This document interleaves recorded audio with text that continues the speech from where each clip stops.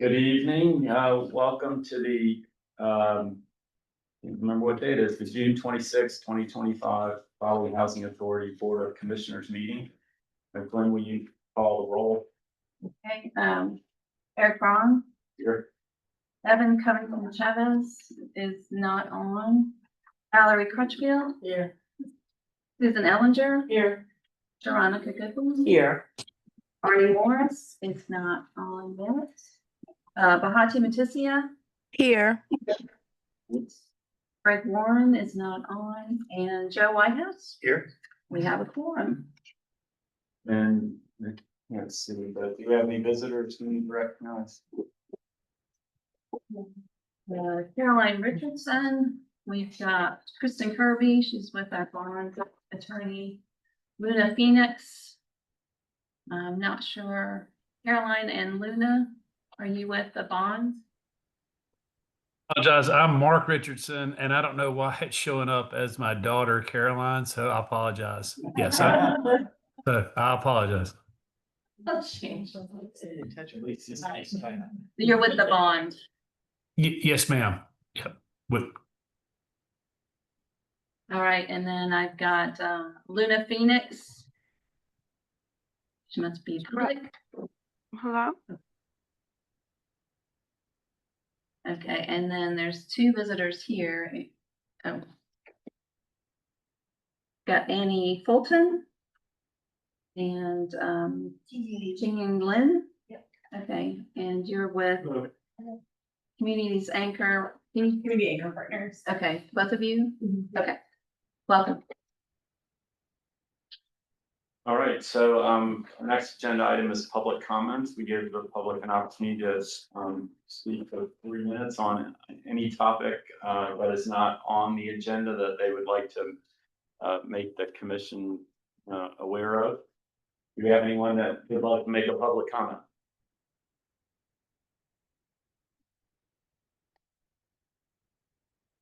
Hearing none, we'll move on to the consent agenda. All items on the consent agenda are considered to be routine and may be enacted by one motion and a second.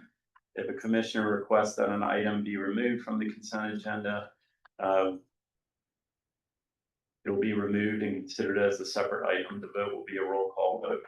Item 1 is charge off of delinquent resident accounts for May 2025.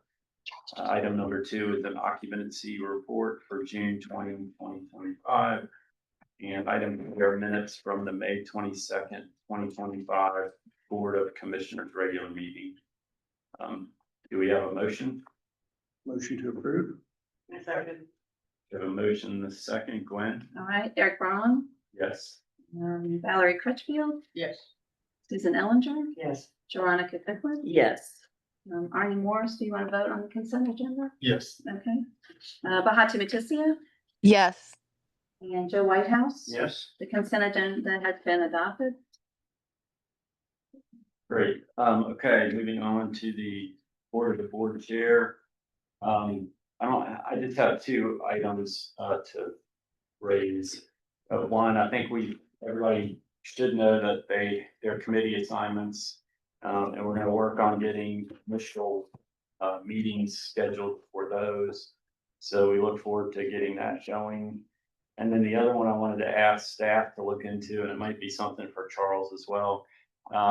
I was reading about some cities, and I don't know if housing authorities are doing it, but they've developed a policy for negotiating rights of first refusal for potential properties that they might want to acquire.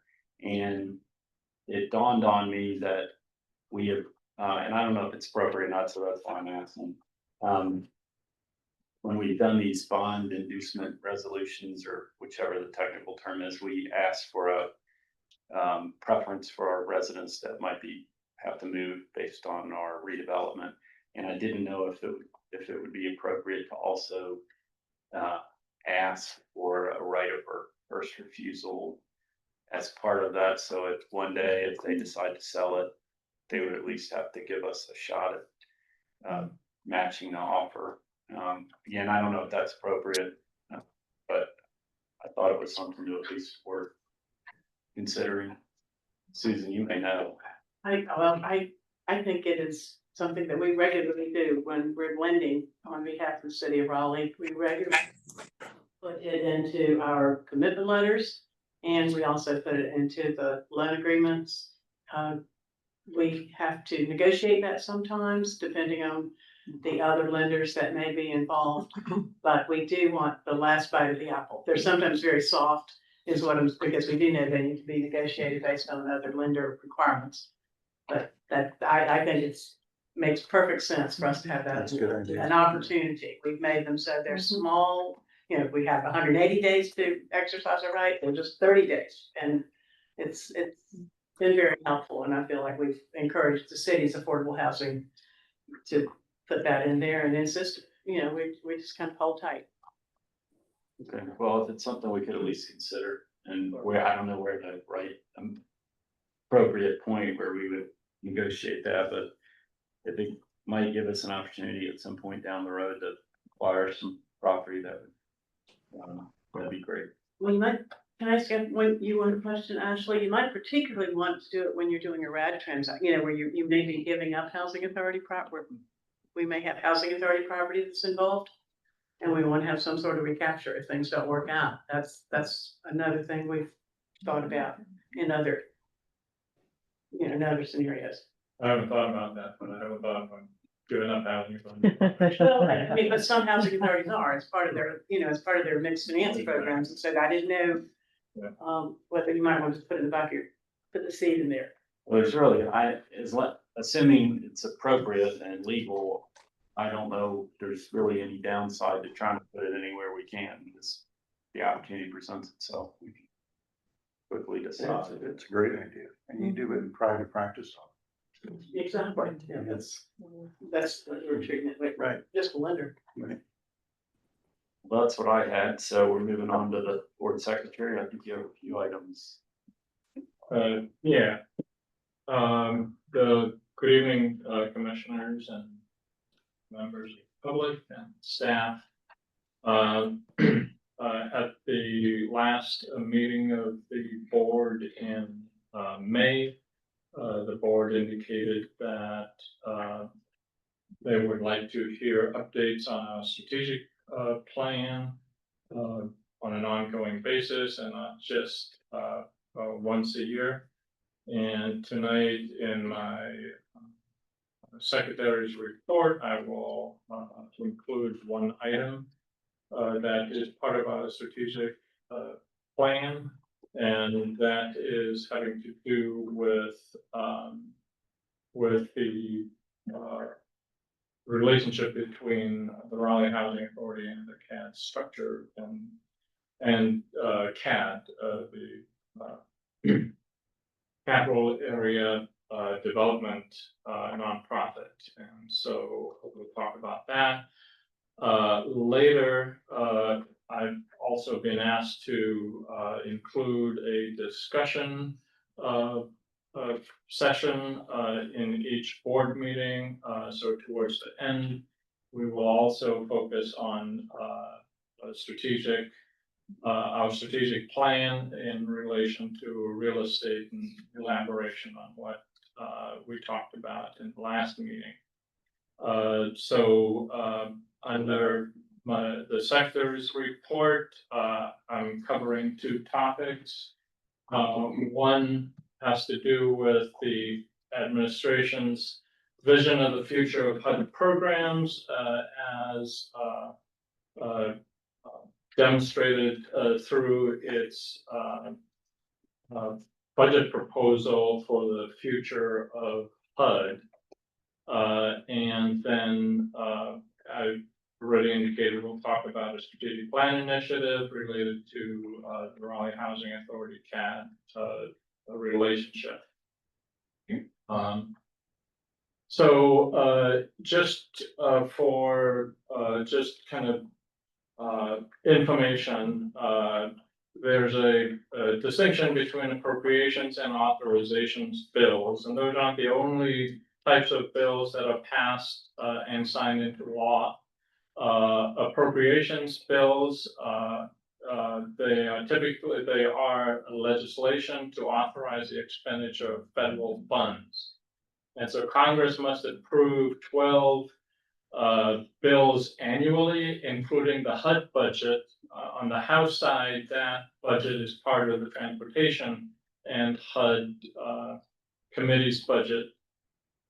The president, prior to the Congress deliberating or proposing any budget, the president proposes the budget annually, and usually it doesn't matter who's in charge, it is viewed as dead on arrival, because often it's very far fetched, and Congress goes to work. The deadline for the adoption of and the signing into law of the new budget every year is at the start of the fiscal year, which is October 1st, which is coming up just a few months. As I've noted here before, the deadline is hardly ever met, and the result are a series of, or one or more, continuing resolutions where the government is funded at the same level as the previous fiscal year. And sometimes those continuing resolutions, as they are this year, are full year continuing resolutions, and we're currently funded at the same level as last year. And looking into the future, it is more likely, far more likely than not, that there will be another continuing resolution that will be passed towards the end of September. Now, in contrast with appropriations bills, there are authorization bills or authorization legislation. These bills enact or create, amend or create new laws. Typically, or these laws proposals require 60% vote to advance legislation in the Senate, and that's a high hurdle. And so authorization legislation, especially these days in divided government, is unlikely to move forward. They're slow and cumbersome, and Congress appears to have, and the president appears to have, impatience when it comes to making a good law. Now, in 2016, HOTMA was passed, and HOTMA is, if I can remember this correctly, is the Housing Opportunities Through Modernization Act. And that was the first legislation that was passed, an amendment to the 1937 Housing Act. First amendment passed in 2 decades. So that means 2016, that means going back to 1996, when the Quality Housing and Work Responsibility Act was passed. Now, almost 10 years later, there are a few HOTMA provisions that are still pending. So even when these laws are enacted, it takes years sometimes to implement them through regulations. So that's just sort of a basic on the different bills that have passed. There's a new breed that you have no doubt heard about, which are called reconciliation bills. The president's, was it the big bad, the big beautiful bill, the big beautiful bill. That bill is supposed to be a reconciliation bill that only has to do with tax and budget items. And of course, folks who want to do reconciliation bills push some things that have nothing to do with budgets. I'll leave that one to a later. Actually, is the voting requirement different for reconciliation? Yeah, the reason they have reconciliation bills is because They don't need this. they don't have to. Simple majority. Simple majority. And so the current president and the last president has used which passed major legislation. So to get back to to the issue of the president's budget, Gwen is going to play a clip from a budget hearing, appropriation subcommittee hearing where the Secretary of HUD answered questions of the committee members, and Steve Womack, the budget or the subcommittee chair for HUD, the Transportation and HUD committee. He will be speaking. He's from Arkansas. So, go ahead. Our jurisdiction.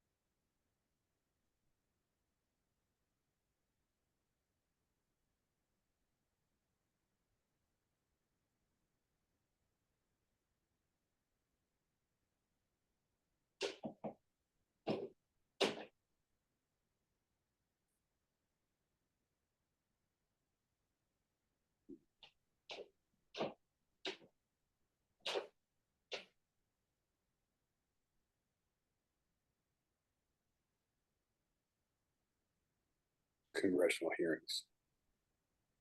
Thanks, Gwen. That was the chairman of the committee, who is a member of the party of the majority, of course, same party as the president, expressing his concerns about the deep budget cuts.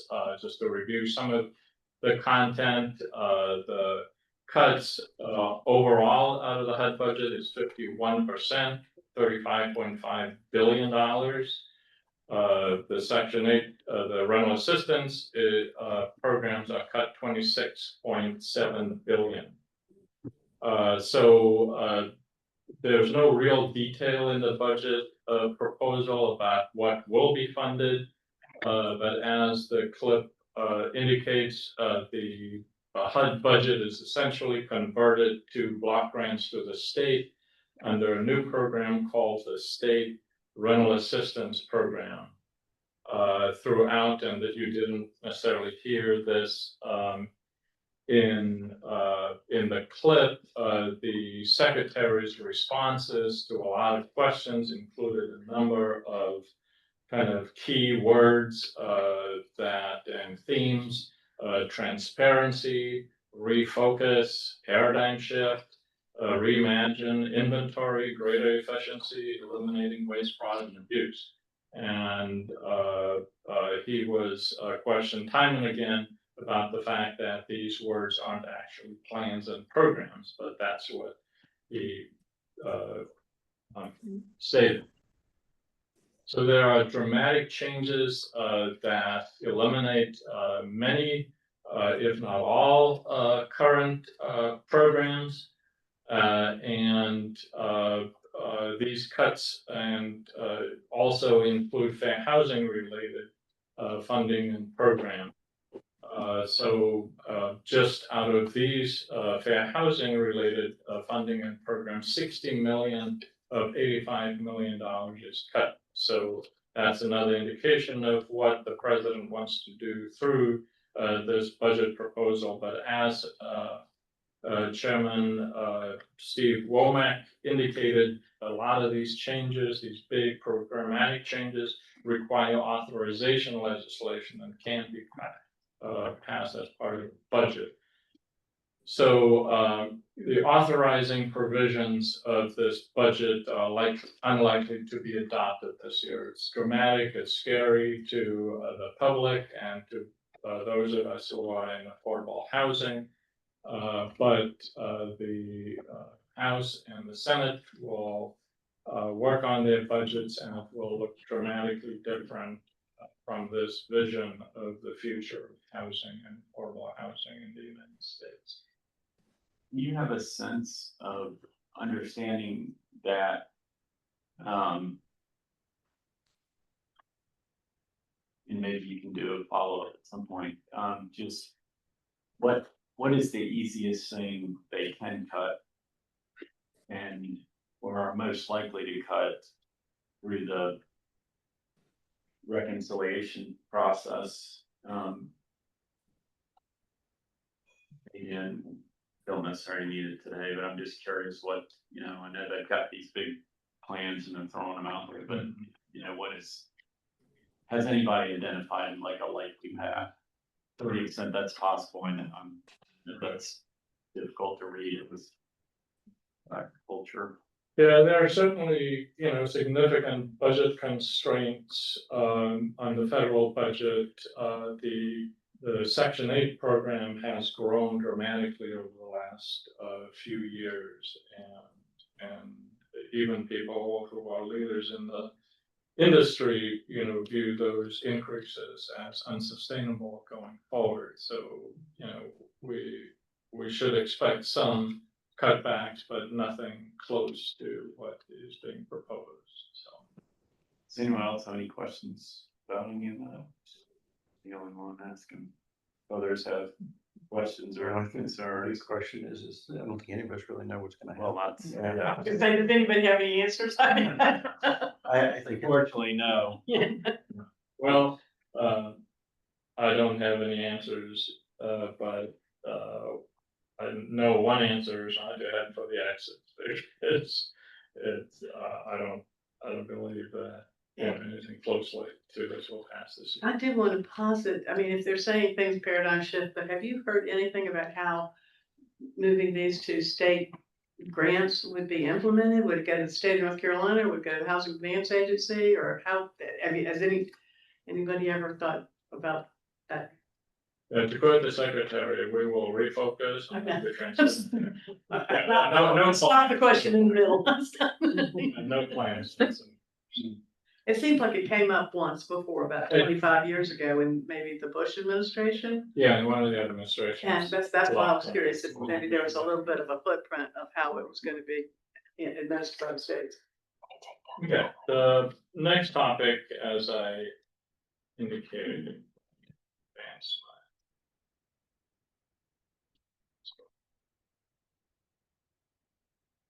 slide. Okay, is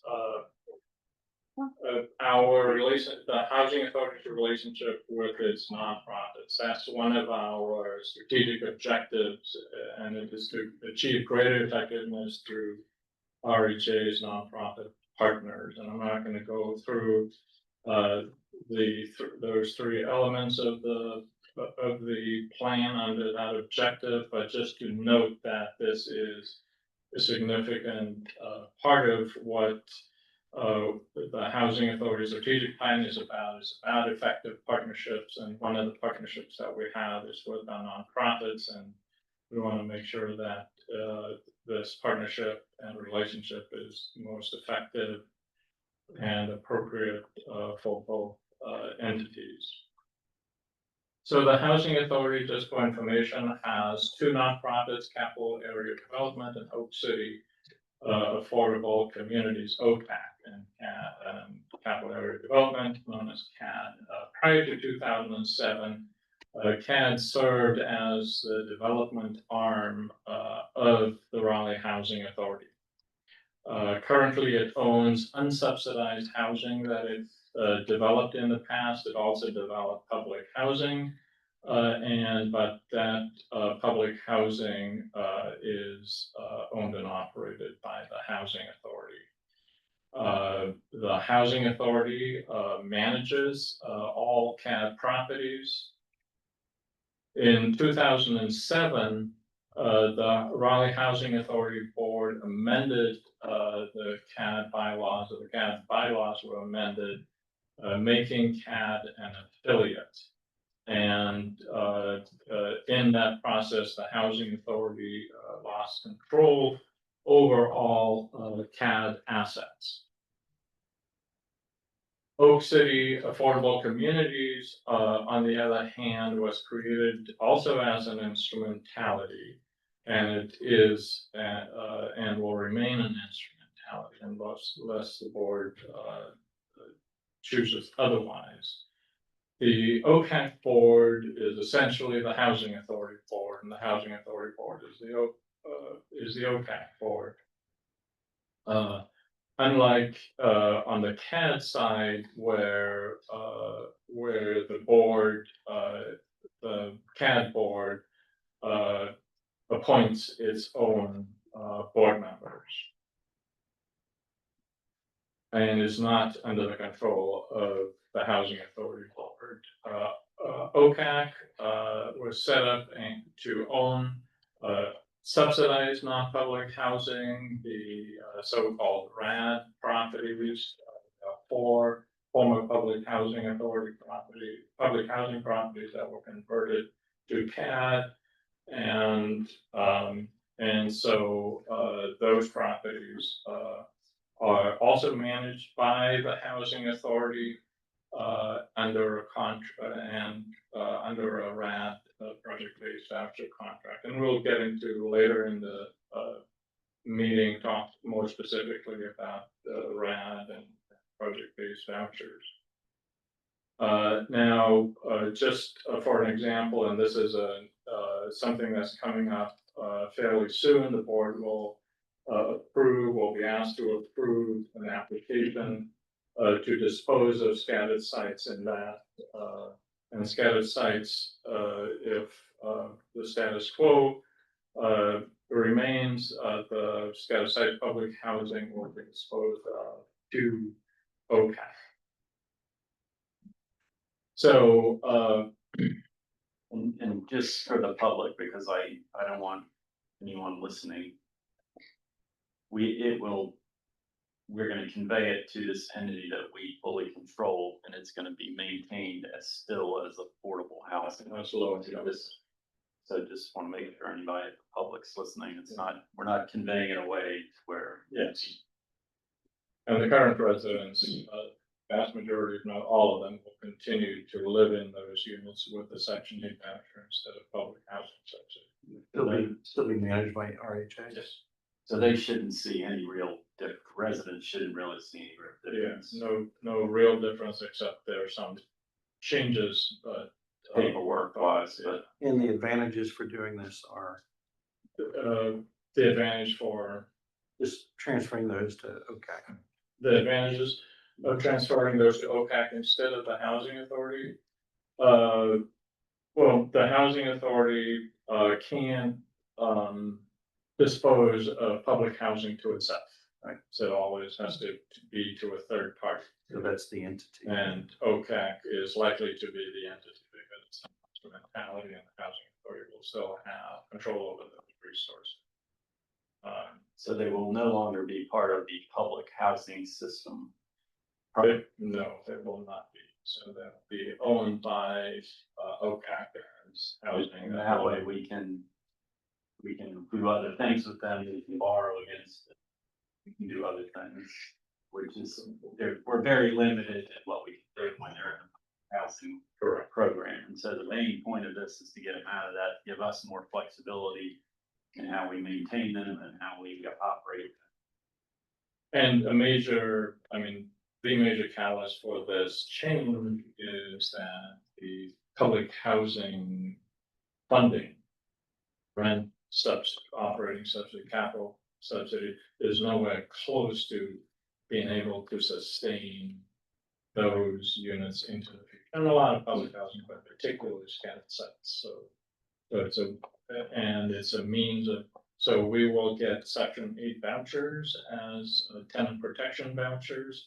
And those vouchers would be, about, 90% more in value than public housing funding. So we will have more resources to make sure that we can manage and maintain those properties into the future. And will we still, as I recall, when we did the other RHA, will we also have to do a capital repair contingency for those? No, Well, we won't have to do the same thing. Yeah, so, that's typically on the RAD side. This is not a RAD component, but that's more later. So key considerations in this discussion and consideration of the future of the housing authority's relationship with CAD is one was, as I indicated earlier, CAD used to be RHA's developer. It was a development entity, the housing authority did the work, but CAD served as the developer. Current realities conflict with CAD being RHA's developer. One, the housing authority has a very significant and long pipeline of repositioning, specifically of public housing. And we simply don't have the capacity to take on that huge pipeline and also work on CAD development projects.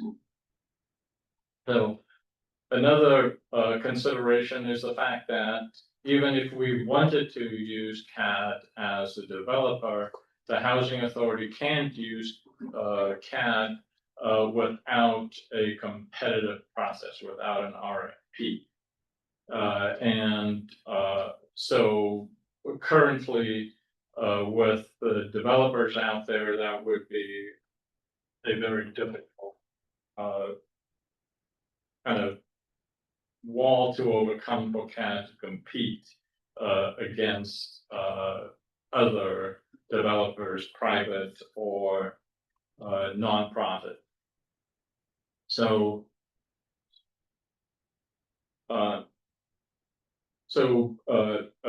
another consideration is that repositioned housing authority assets like Heritage Park can't be under the ownership or control of an affiliate, because the housing authority would essentially lose control in a relationship where an affiliate owns and controls the property. A last consideration is the fact that as a housing authority or an instrumentality of a housing authority, we are all of the property that we own and control are tax exempt. And so in the future, as we develop mixed income communities that include market rate properties or market rate units and assets under an affiliate structure. Those assets wouldn't be tax exempt. But if CAD were, or if a housing authority had an instrumentality that owned these properties and these assets, they would be fully tax exempt. So these are considerations that we have been in discussion with CAD board members. Some key concerns about being an RHA instrumentality, and this is on from a CAD perspective. One is the concern that the federal government may seize CAD assets if CAD were an instrumentality and essentially a government entity. The second concern about being an RHA instrumentality is that CAD could lose, or the fear that CAD could lose independence and become subject to political influence. So these are additional considerations and concerns about the loss of independence when it comes to CAD. Has that happened? Pardon? Are there examples where this has happened? You know, It's a possibility, but I'm just curious if that's happened. but I think the you know, the fear that HUD or the federal government would seize housing authority assets is a real one when it is federal funding, federal resources that are concerned, and then only in some cases. So, for example, last year HUD recaptured some of our Section 8 reserves, and so they did that, but those were federal funds and are subject to offset, as it is called. But the housing authority has a local fund where those funds are unrestricted, like income from bond issuances and so. So there's no fear there or that those can be reached by the federal government. They're not federal funds. And even other federal funds or the sources federal funds now are administrative fees on the Section 8 side. We have Section 8 reserve from past years when we didn't spend all of it. So that's federal funding, but that's money that the housing authority earned. And so even that funding is not capturable by the federal government. So, but on the loss of independence, the observation there is that the board of the housing authority is appointed by the mayor of Raleigh, and that's a political position, and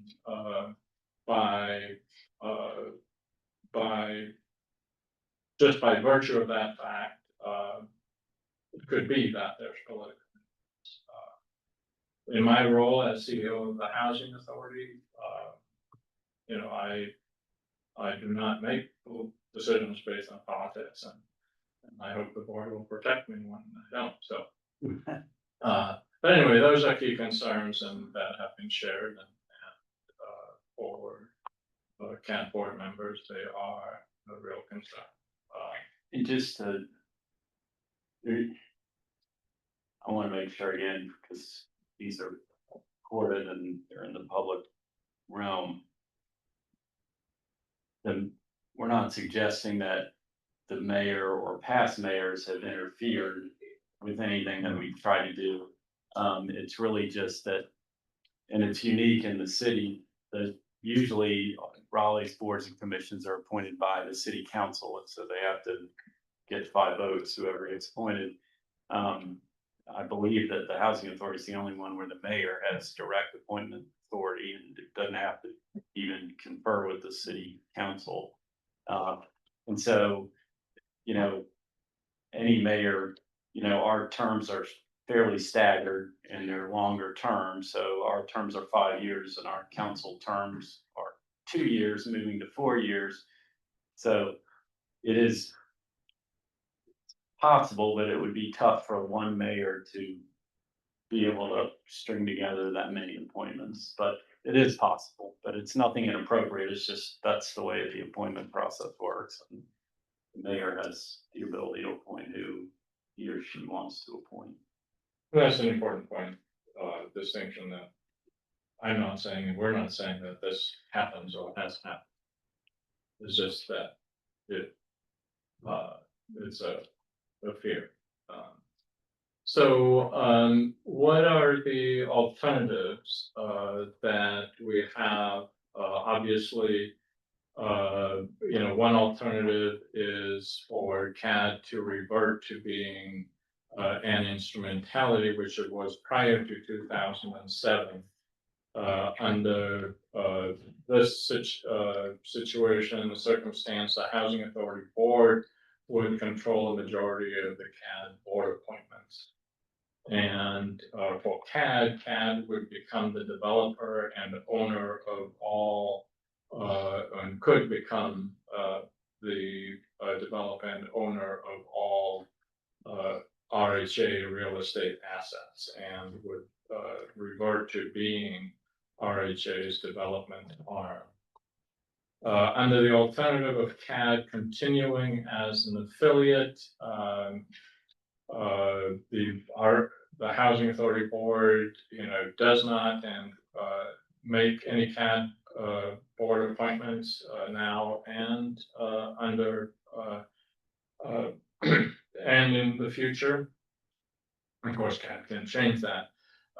The RHA will continue to manage CAD-owned properties, and under this scenario, CAD or the Housing Authority would create an instrumentality to serve this purpose of being a developer, or could use CAD or could use OPAC instead of CAD for this purpose.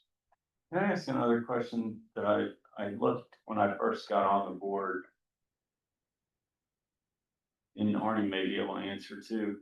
So does CAD own like any full like communities? Because I noticed that a lot of times they own parts of, parcels within one of our developments.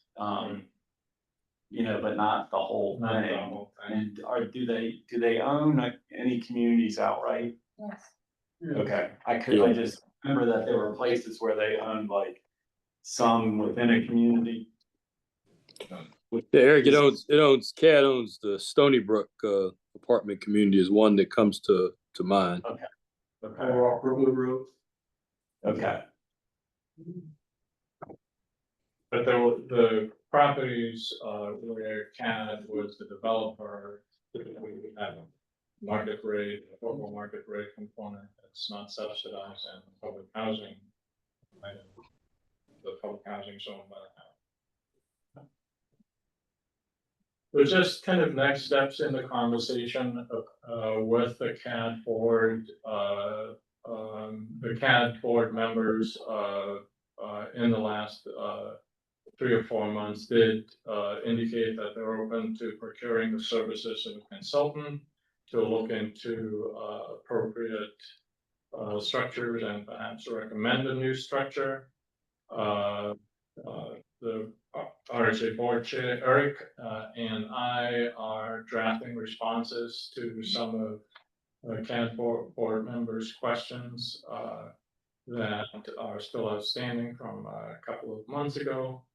And then at some point, a final decision will be needed prior to the Housing Authority making decisions about ownership of new and repositioned assets, for example, Scattered Sites Heritage Park, Halifax property, and so on. So as we are actively working on these projects, and we'll be working on other projects, a decision on this relationship will need to be made. That's- But we have an instrumentality in place today that Right. could already take care of that if for some reason CAD chose not to move forward. How many properties does OPAC own? Do you know? 4 properties. So there's a 4 rent converted property. And if that became an instrumentality again, is it a redundancy and one of them would go away? Or would you keep both instrumentalities? And what would the purpose be of keeping two? I think, you know, I don't know the history of OCAC very well, but it was needed in order to, as owner of public housing properties that converted housing authority, when Section 8 project-based funding is involved, the Section 8 funding is involved, the housing authority can't have a contract with itself. It has to be another entity. In this case, CAD is that. But I do think the reason we did it was because we had that issue with instrumentality. We just, No, all my question is there a need for both? I think I mean, there may be a reason, and Charles or the finance folks might say, but I don't see why we couldn't get that or put OPAC under CAD. Because we want to have separate LLCs for different properties anyway. So we could put it under CAD potentially, but there may, you know, finance for the. This is a good question. I think if we ought to task staff and with Charles to go through what's the pros and cons and, you know, do we need to have both? Well, if we engage this outside consultant, I think they'll look at all of that. They'll give it Part of their their advice. scope. I mean, I think just, you know, just from my point of view. CAD, not for the entire. What were you saying? What were you saying? I was just gonna say that having one, you know, development arm and ownership arm, that forms the umbrella for all housing real estate assets is an advantage. Yeah, I mean, I think there's More efficient. there's a couple of points. I like what you're saying about the LLCs. They're still in place that I guess they're the old tax credit transactions. Perhaps, I mean, I know Well, what that, I was saying was just, if we start to redevelop, yeah, we're gonna end up doing them typically in separate entities anyway, and so CAD would be the owner of these separate community entities. And so it would might make sense just to bring OCAC under the CAD umbrella. and moving CAD back to being an instrumentality and then having something be the development arm. That makes sense. Yeah, I think that's it. But, what's the constitution of the board of CAD now? Is it used to be folks from the housing authority? And So it's still made up is of that, some retired, well, it was retired individuals, or retired individuals have recently left the board. Now it's a few current employees, one not affiliated with anything, and myself as a board member of the housing authority. And CAD. kind of like ombudsman, something? So- Yeah, okay. So it's a 4-person board right now and time 2 board members in the last year. I mean, there are 2 openings today. When, There are 2 openings. there are, well, I think as many as 11 openings. Depending on how many people you want, and the second thing is, once the study's done, we'll decide if we want to follow this. Did, last question, did CAD acquire the housing, the tax credit transactions that it was it acted as the general partner and managing member at Carousel comes to mind. Charles? I think I saw this. Yeah, the answer is yes. Yeah, CAD purchased the real estate at Carousel. Sometimes it's, you know, it's been a transaction where they just bought the ownership interest, but in Chavis's case at Carousel, it outright bought the real estate. So CAD owns the senior tax credit community at Chavis Heights now. And I guess I do want to bring that up since Susan mentioned it. in my opinion, that is indirectly controlled. At least this is how it was developed previously, historically, indirectly controlled by RHA and the board because of the makeup of the It makes retired sense. board members, a couple current employees, a member of the board, and then the CEO of both entities is the CEO of RHA is the CEO of CAT. Mhm. So I think. slide before you can see that they said that could potentially be a conflict, but anyway, we'll leave that open until it's open. So we're gonna leave all that open. But I guess I'm passively aggressively asking, how does the housing authority still have its, its fingers in making sure that, that's what I'll quit now. That's what I was Yeah, wondering. since you mentioned it. Yeah, Let me make sure. I was just trying to think. through. It's always been indirectly. By RHA. That concludes my, That brings us to the real estate investment committee chair report. Has Greg joined us? No. No, And I don't think there hasn't been a meeting recently. I doubt there's much of an update.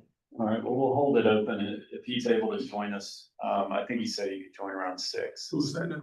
Greg. Okay. And if he joins us, will help me remember to see if he's got anything to add back to it. I do want to let you know that Evan Covington Chavez was able to join. She's on Okay. there. All right, I saw that screen start, so I wasn't sure to see behind you. Right. All right, so we'll hold open the real estate investment committee chair item in case Greg wants to share anything. That brings us to commissioner comments. Are there any questions, concerns? I have a couple of questions. One, with the Medicare, potential Medicare changes coming up through the great bill that's got before Congress right now. Although I heard something today that maybe they can't make a change to Medicaid, but one of the things they were talking about were volunteer or work requirements for those on Medicaid as being part of it. I was wondering if we have the ability to perhaps help with the voluntary requirements for any of our residents that are on Medicaid to help give them the opportunity to find a voluntary position option within RHA. If those requirements get ramped up. or- Yeah, if, what they've talked about is you either gotta work 20 hours a month or week or something or volunteer 20 hours a week and looking at, do we have volunteer positions that might be available to help those seek out satisfying those requirements? Timely, we do now have a committee called the Programming and the Resident Services Committee. Resident Services Committee, and that could be a topic. If it comes to pass, it could be a topic for that. For It'd them be to- great for us to see what kind of additional volunteer positions we could put in place to sort of help residents that we have that are on Medicaid or Medicare so that they can satisfy that and not lose their benefits. Does it have to be through RHA directly, or can it be as an officer of the board? I really don't know. Yeah, I doubt they've flushed any of them out, like the other code words of be transparent and all these other things. Right. Prevent fraud. Yeah, so Medicare, I think is one of those, or the cuts in Medicare under the Medicaid, right? Medicaid under the big beautiful bill. Medicaid, excuse me. That cut was, I think, ruled out by the Senate parliamentarian. And that's So I've heard that. Yeah. So I'm just thinking that if that came up, something we could help with, came up. Another thing, any update on the board retreat? That we talked about it a couple months ago or. So we haven't set a date but I think your request was for it to be in the fall, and that makes sense prior to us developing our annual plans. It'd just be helpful for those of us that travel a lot. I'd love to get something on the calendar sooner than later. Right, yeah, just Yeah. go ahead and toss in our fall plans. And I know one of the things that we've done in the past, it's been a couple of years, was to take a the board on a bus and travel around to the various communities. And we've got two new board members too that haven't seen the communities. Some of us haven't seen them in a while either. So wondering if it either part of the retreat or a separate time, if we couldn't make some arrangements to do another community tour. Sure. I think, I'd probably say make that a separate tour, just because the tour takes. Yeah, And I agree. it would pull from the retreat needs all the time, if we do it in a day or 2 days, whatever.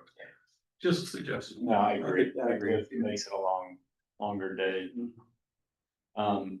Any other comments for commissioners? If you have anything you wanted Ashley to look at, one thing I'm gonna start trying to remember to do is a couple weeks, Ashley and I meet, and I noticed we gotta get another one on the calendar. I've got like a couple reservations that I don't think line up for what we're trying to do. yeah, so we meet 2 weeks before. Okay. And Glenn, if you can help get the calendar invite straight, but I'm gonna also send out and try to remember to send out a note, but feel free, any commissioners or anyone, if there's items you wanna hear about, learn about, you got questions about, you'd like Ashley to address, feel free to send them to me or Ashley, but I'm gonna try to get in the habit of sending out an email a couple days before we meet, just to see if there are other issues that y'all have come across or thought about or seen in the media or whatever that you'd like to either have Ashley talk about at the meeting or in one of his reports that he'll send around. So feel free to, let us know if you, again, I know we read stuff and things come across. And if you think about it, just shoot us an email and we'll try to get it addressed. Yeah, Eric, the other thing I have is the rec committee. We haven't had a committee meeting in several months and we keep talking about having them. I'd like to go ahead and suggest that we get it on the calendar for the next year, whatever the monthly date is, and get an agenda out ahead of time. Kenny, do you want to respond to that? To the real estate investment committee. Oh, yeah, I see. Yeah, that's gonna be the second Friday before the board meeting. And We're gonna be on a regular. it's gonna be on a regular standing basis, and we're gonna have it. And if there's something that needs to be discussed, that's not ready for public, we'll do that in executive session. Okay. And so that's Starting in going, July then. we're starting July 11th will be the first. Great, thank you. Yep. Gwen, if you could get out. That'd be great. And that's at noon, 10:30. 10:30. That's all I have. Any other commissioner questions, concerns, anything, feel free to throw it out there. If not, that brings us to new business, and that would be resolution number 43, and I don't know who's handling that, but there you go. Let's take it away. Yeah, Jennifer had prepared the notes, but she's not able to be here, so I'll give those. This resolution is the inducement resolution for up to 30 million in multifamily housing revenue bonds for Foxtel Glen Apartments located at 2230 South New Hope Road.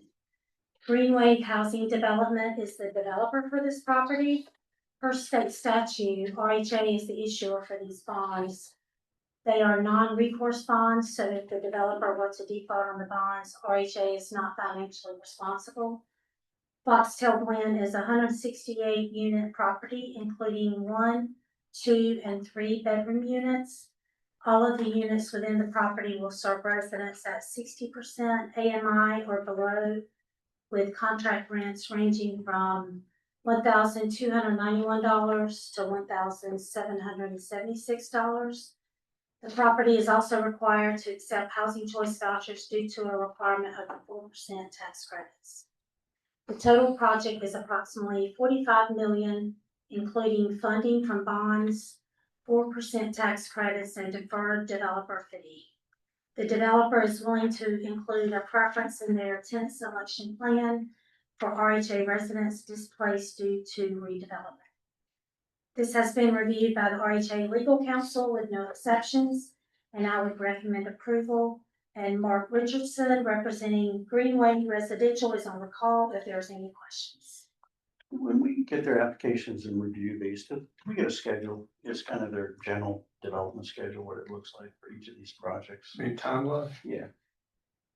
Yeah, Jennifer gets that in financials, I'm sure. I know she reviews the financials.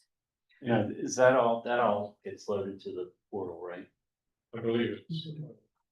I would like to ask, it's different now because we moved to Microsoft and the cloud. Could we, maybe schedule and it could be part of one of our meetings, but a quick tutorial on how to access the portal because they load, y'all load. There's other information there too, but some of these bond deals, but, I keep forgetting where it is, but when everybody gets on the new system, you can easily access the portal right there through it, and that you don't have to go to the website anymore and do all that, but it'd be helpful maybe to have a quick 30-minute on that, so we can kind of make sure it's top of mind, we know where to go to look for some of this information. Do we track these bond resolutions just to understand where they are in their process? Just in terms of when they're.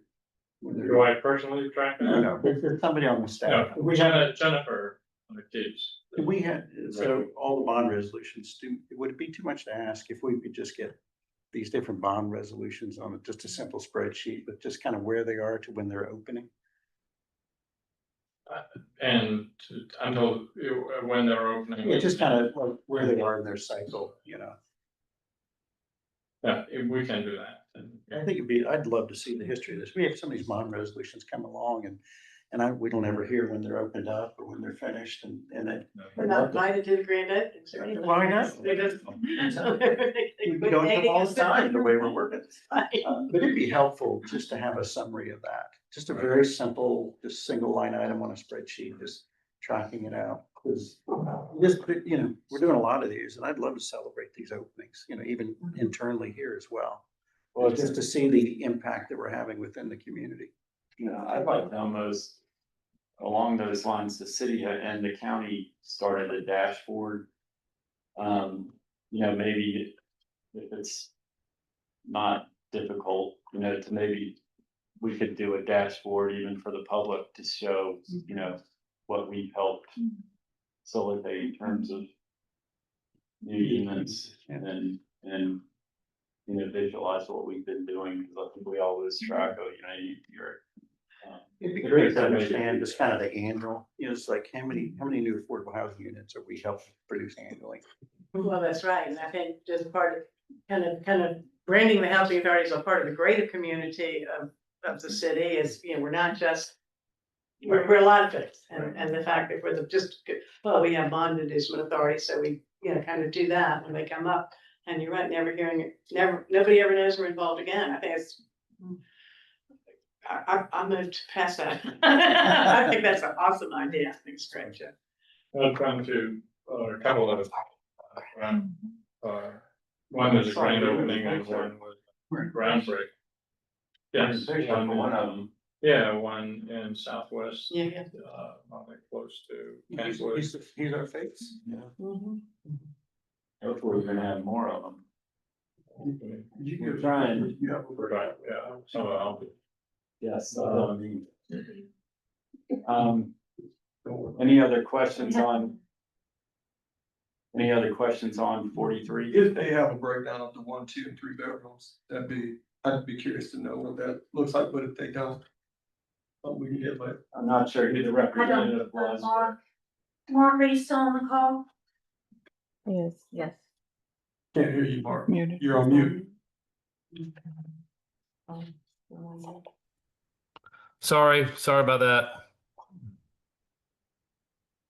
Looks like my camera is a little off on this too, but of the 168 units, there will be 18 ones, 90 twos, and 63s. Pretty good. Thank you. Other questions for Susan? From Mark, this is Susan. I'd like to know, when do you anticipate closing on bonds? It will definitely not be in 2025. It's probably going to be more of kind of late first quarter, beginning second quarter of 2026. Thank you. Any other questions for the applicant? Hearing none, I'll make a motion to approve. we have a motion. We have a motion and a second to approve resolution number 43. Gwen? Eric Braun, Yes. Evan Covington Chavez.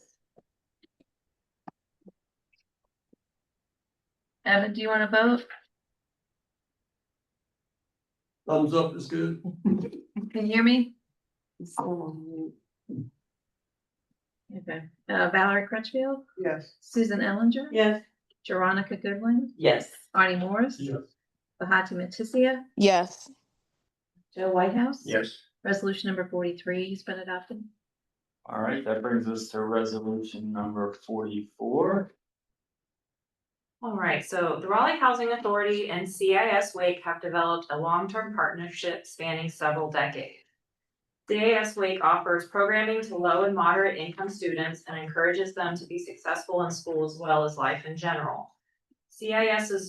CIS Wake's mission coincides with RHA's, fostering and encouraging the growth of RHA residents. This long-term partnership has resulted in space at 971 Harp Street serving as CIS's administrative headquarters. This space provides CIS with 5 individual offices and access to shared meeting spaces as well as use of the auditorium. CIS Wake pays monthly rent for the space below the going market rate due to the substantial impact and benefit provided to RHA residents and programs. The current lease is set to expire June 30th, 2025, and CIS Wake desires to continue to house their headquarters at 971 Harp Street. Both agencies have reviewed the existing lease and have recommended adjustments to reflect current operations.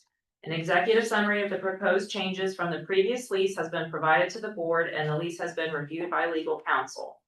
This agreement is in line with RHA's strategic plan, and staff is seeking to implement a 2-year lease agreement. I can answer questions and would recommend approval. What is the current rent today? $2,000.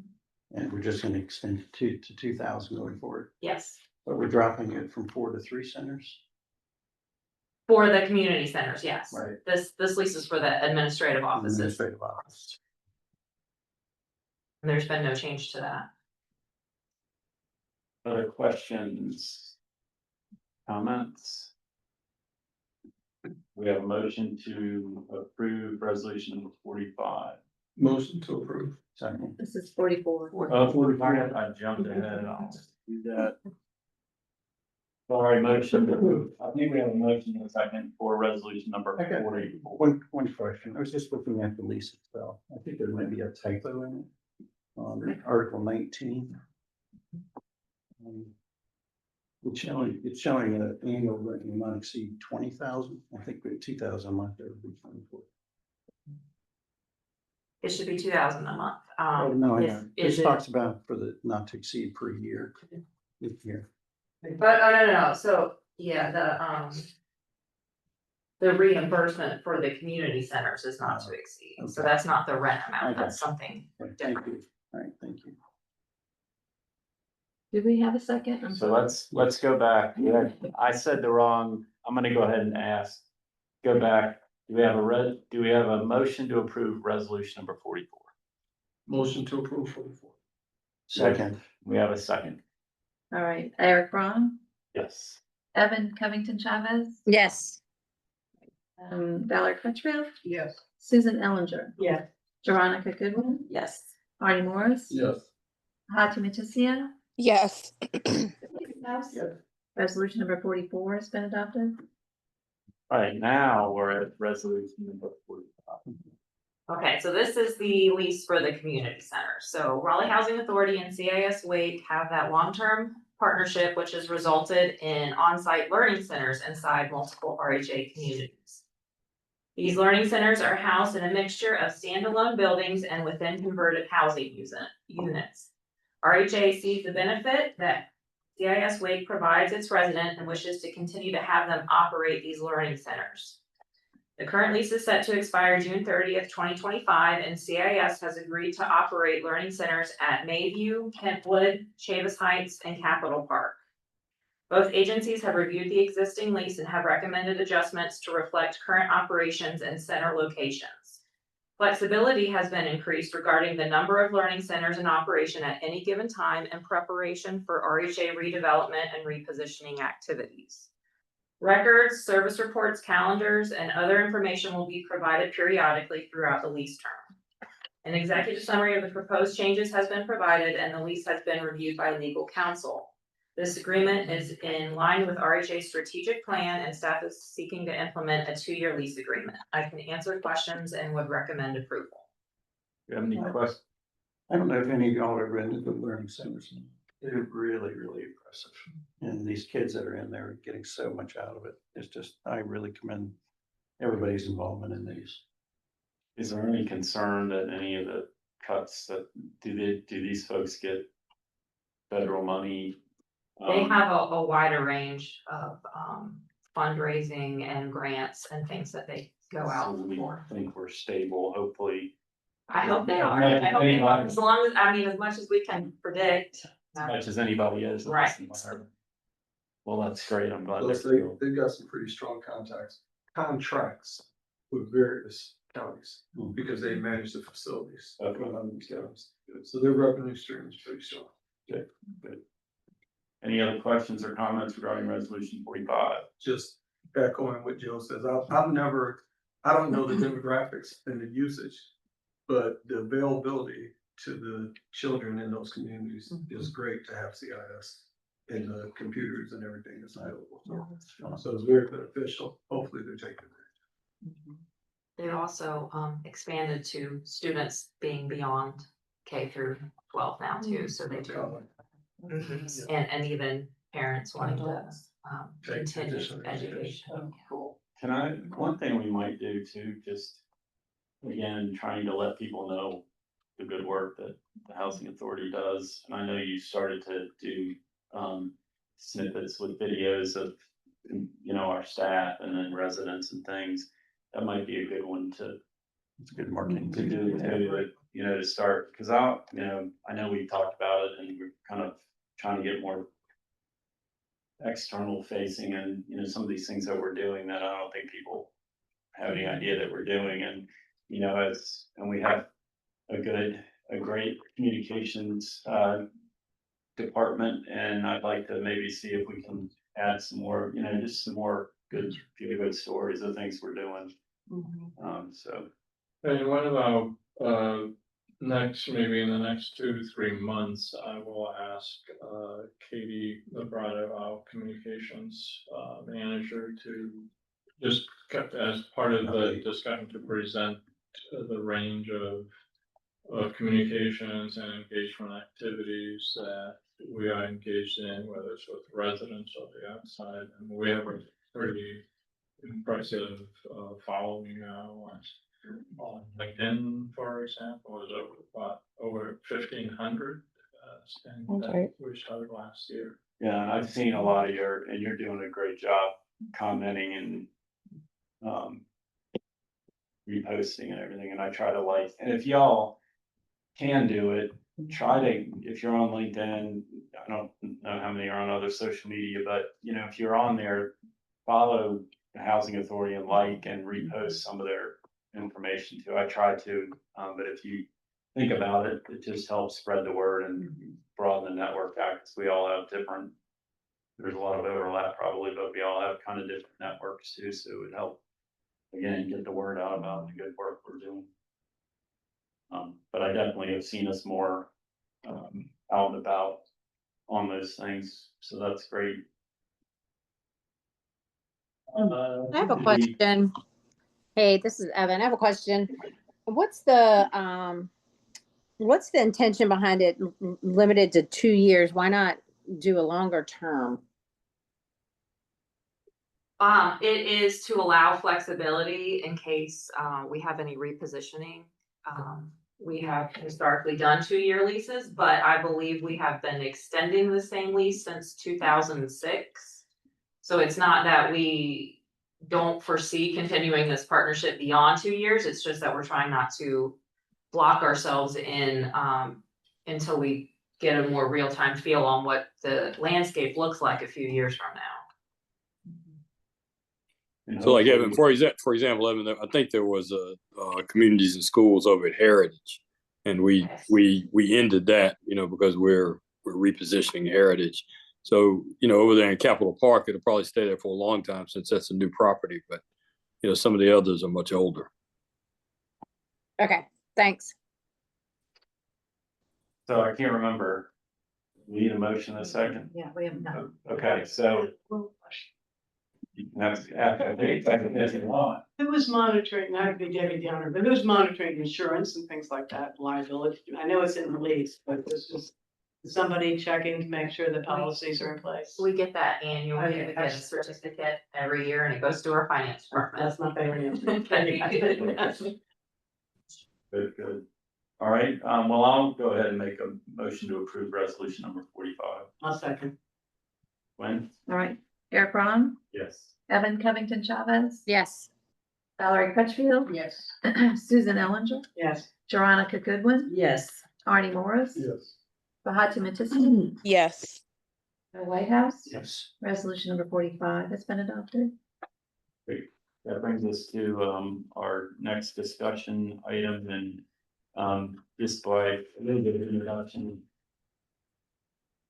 Before Ashley arrived here, we had not done project-based vouchers. And you introduced them, I guess last year was our first year to actually deploy some of them or Yeah. issue some. Yeah, so the first year we entered into contract.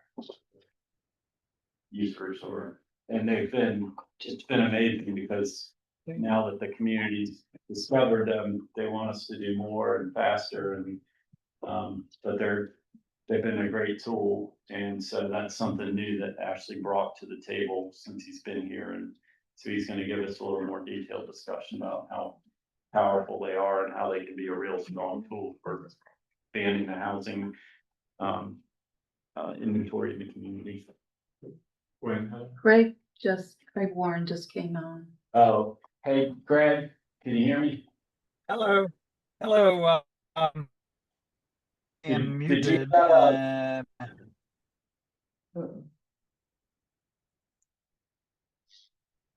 Can you hear me? Hey there, I'm driving, so I'm gonna, can you hear me? Yeah, I just wanted to find out, we held open the committee report. I didn't know if you had anything you wanted to report or if you want to wait until you get somewhere you're not driving. I'll be driving for a while, so, I don't know if anybody got a copy of the report that Kenya prepared. But if they haven't, we can send that out. But we are planning to meet, subject to staff availability on the 11th at, Friday, the 11th at 10:30 a.m. That's all I have. Yeah, great. Can you confirm that in your absence? Great. That's great. I just want to make sure you didn't have anything else you wanted to add. So be safe, keep driving, and we're going to move on to the policy program discussion. Great. Okay, thanks.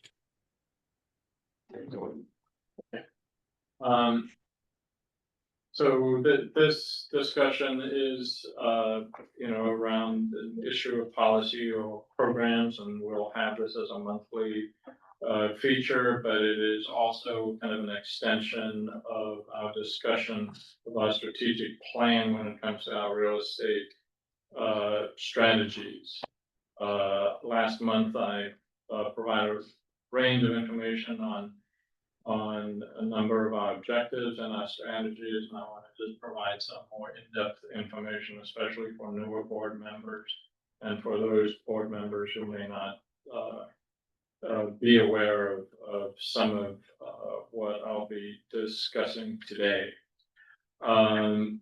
So I'm going to talk specifically about two sets of tools that we are using as part of our repositioning and real estate activities since 2003.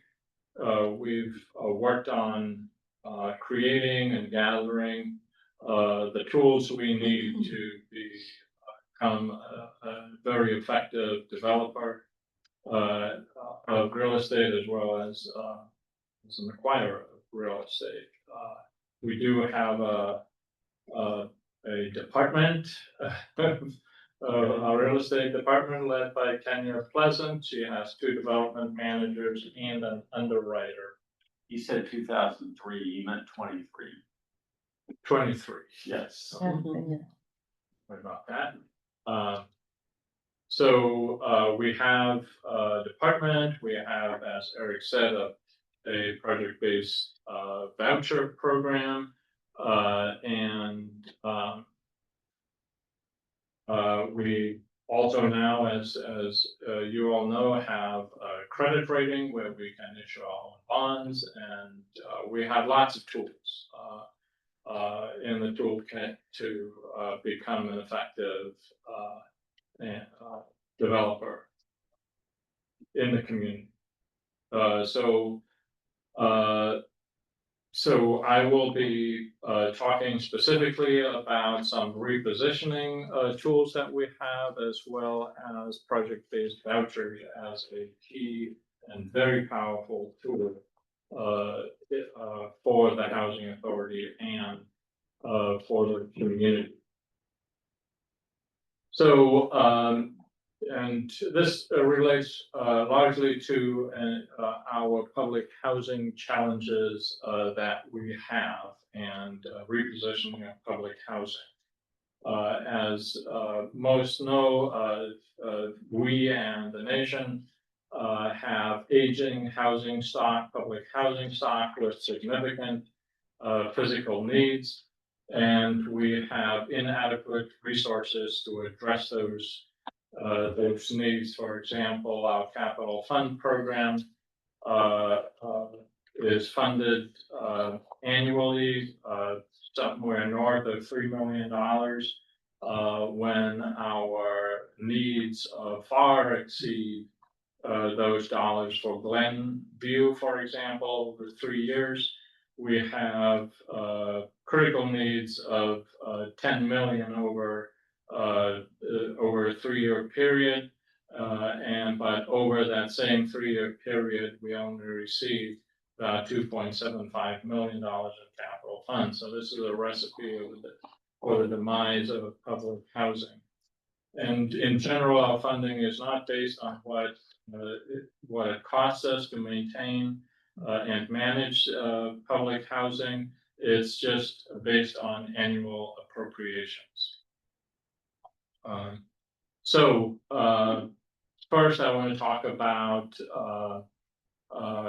the repositioning tools that we have under public housing through HUD. The first repositioning tools, and most of you are familiar with this term, is Section 18. Section 18 refers to a specific section of the 1937 Housing Act.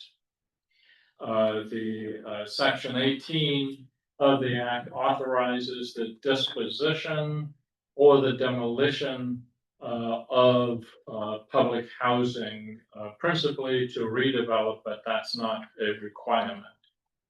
So we can apply for disposition approval or demolition approval or both. Typically, when disposition is approved, the disposition of public housing property is to a related entity, like it is for us. The approval, the basis for approval for Section 18, the demolition or disposition, in the past has been almost exclusively based on the idea that the property is physically obsolete, and that requires analysis of the needs, expensive analysis, and it's scrutinized by HUD. And until the turn of the previous century, in the early 2000s, HUD was very reluctant through the Special Application Center to approve dispositions, and especially demolition. But these approvals have become more commonplace in the last 24 to 25 years. Now, scattered sites can be approved for disposition without any physical obsolescence test. And that physical obsolescence test for family housing, for example, is the cost of repair and renovation of the property has to exceed 57.14% of the replacement cost. And so that's the high hurdle that has to be met. Scattered sites does not have to meet that high hurdle because there's an acknowledgement at HUD that these properties are typically unsustainable given the funding and very difficult to manage and operate.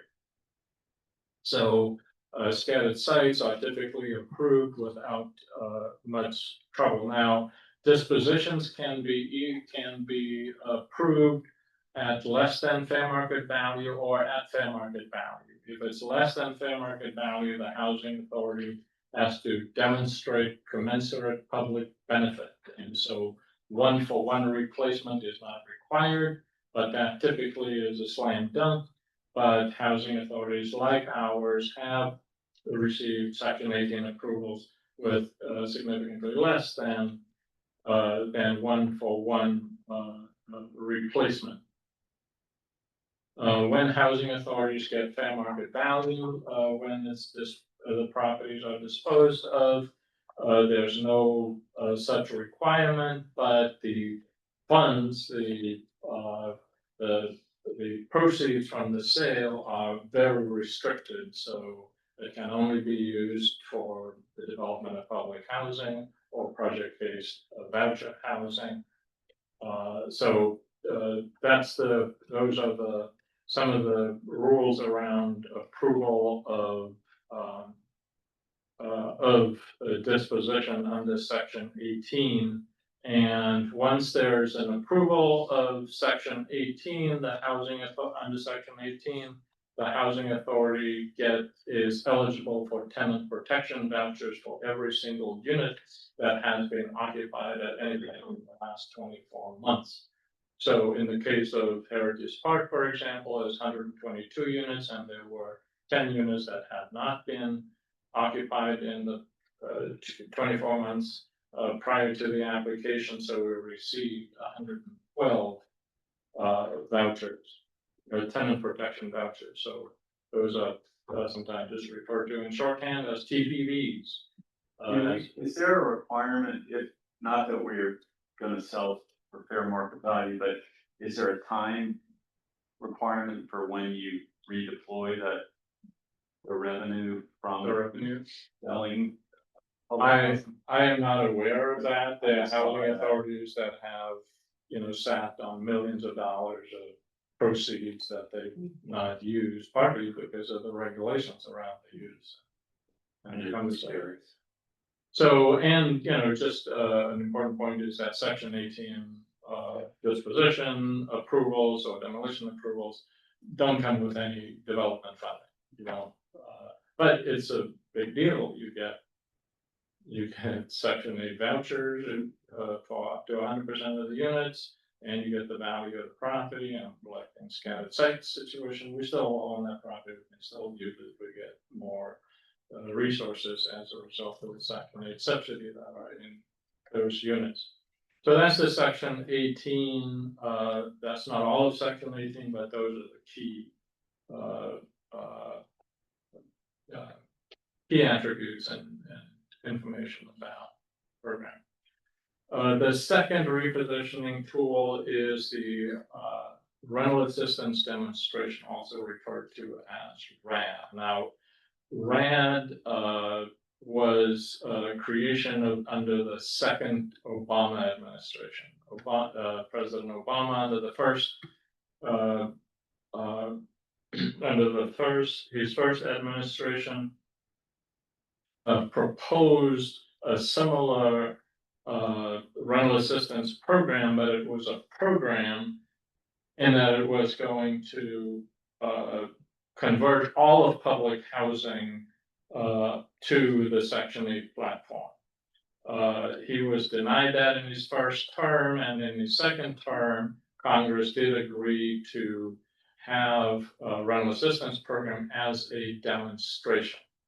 So under RAD, so just a little kind of more background, the Obama administration and folks, who know the public housing industry and appropriations and funding for the public housing program realized that Congress would never appropriate enough money to make sure that public housing continues to be viable. For example, the current estimate for total capital need of public housing is around $80 billion nationwide. And the annual appropriations for capital fund dollars has been between $3 and $3.5 billion, not close to the 80 billion that is needed. So with that realization, the then Obama administration proposed that the public housing dollars would essentially be bundled. The operating subsidy, capital fund subsidy, and tenant rent would be bundled and moved over to the Section 8 program in the form of a so-called RAD voucher. And so the agreement was that under the RAD, the cost of this program would not increase above the public housing level. And that was initially that was what the how the program started and how the program operated.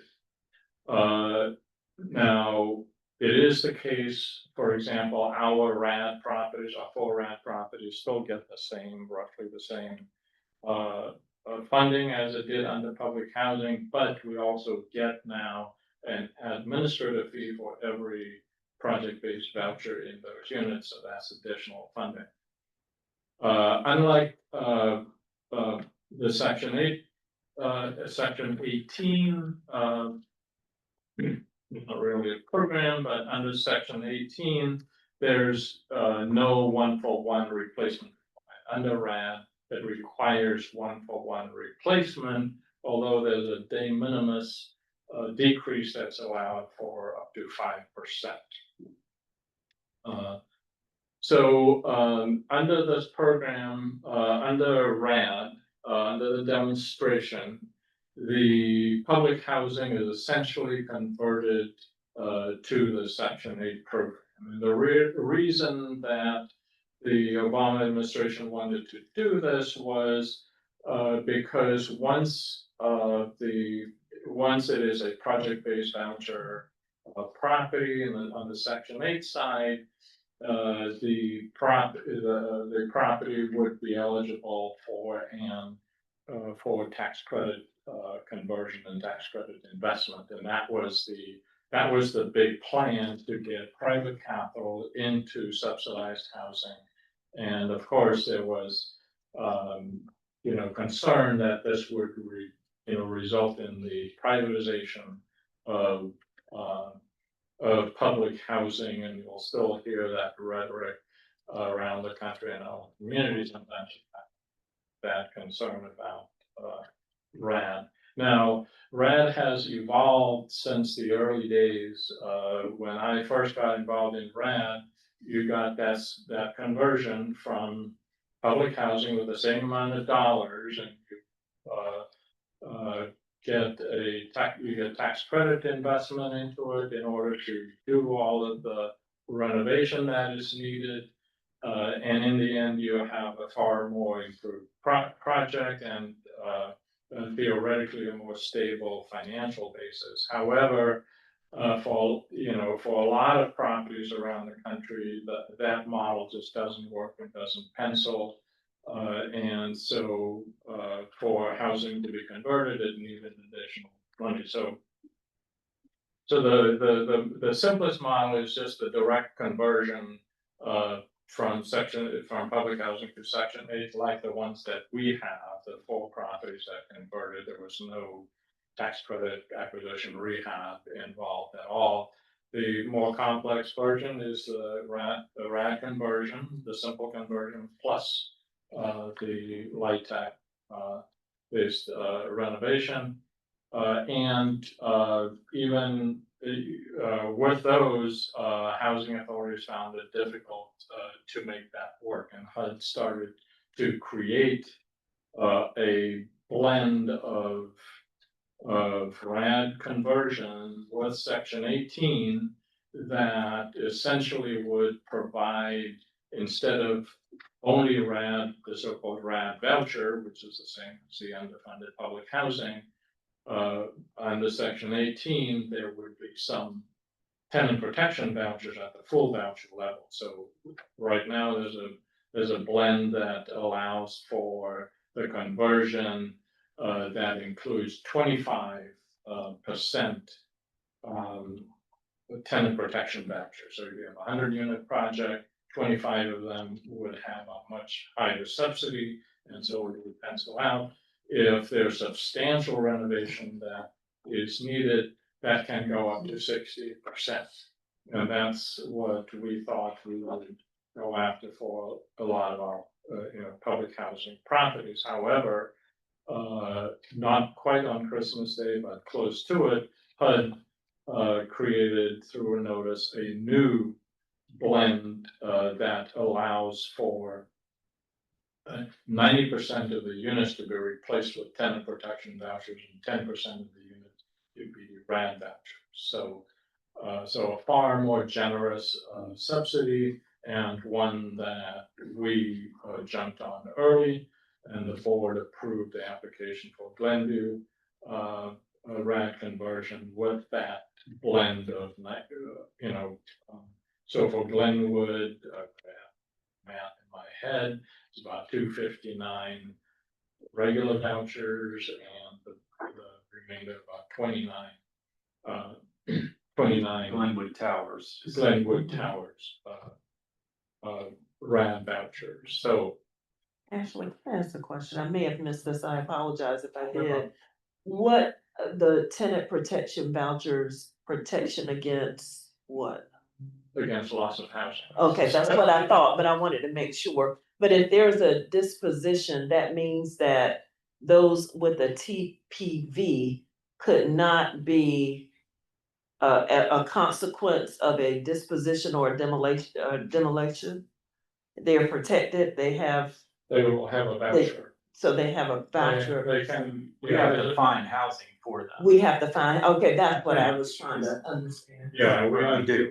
Okay, so they can't be displaced, we have to outboard them in some way and find them equal or better housing? Right. Okay. Equal or better. It can't be less, Well, okay. and just one thing that you may be getting at with the, when you heard on our, the resolutions for the bond inducements, where we asked for the, preference for our residents. What happened was, and correct me if I'm wrong, like with Heritage Park, when residents needed to move, there were brand new units coming online, and we had the preference available. So we were able to show residents these brand new units that had never been lived in, and they were mostly happy to have those. So that's part of how. So that preference applies to, any, not just new housing. So, and I'll talk a little bit about the relocation and how we use question. So, but there's one additional RAD kind of provision that is little known, and this is the so-called RAD to FECLOT, or FECLOT to RAD conversion. So what that is housing authorities in 1999 at some point had a certain number of units, and that became the limit under law, under the Fair Cloth Act, became the limit of public housing in that community forever into the future. And so any reduction since then becomes part of the Fair Cloth units that a housing authority has, that it can develop the housing without assistance from federal government, but then we'll get capital and operating subsidy. But if housing authorities do develop the so-called Fair Cloth units, and we lost 654 units since 1999. So if we develop those as public housing, there's a provision under RHA where those would be immediately converted to RHA Section 8. And so that's another tool that housing authorities have, not to reposition current property, but to essentially develop housing that is lost. But those are the units that we didn't replace when we were doing redevelopment, but our Fair Clause number didn't go down. That was still in our, still part of. Yeah, so the maximum is there, and we are now 654. But if we develop those, Right, that's our cap unless we right, develop it outside of the subsidy environment. correct. So anyway, as I indicated, the 90% TPV blend that's available under RAD, the Section 18 blend, RAD blend, that's a very attractive one, and you don't have to jump through the hoops of physical obsolescence, proving physical obsolescence. The only requirement is that you commit to replacing the housing for new construction or acquisition, and then the assistance TPV and RAD PVB would transfer to those properties, either property that you already own or property that another entity owns, and you can have enter into a contract with that, or be new construction or acquisition. So these are two tools that we have to reposition our public housing. Any more questions about these? So we don't know how long this 90% version will be around. So it would be prudent for us, our plan, move forward and convert as many, get our public housing into the conversion pipeline as soon as we can, so that we can have this access to a very generous 9% voucher ability. So next I will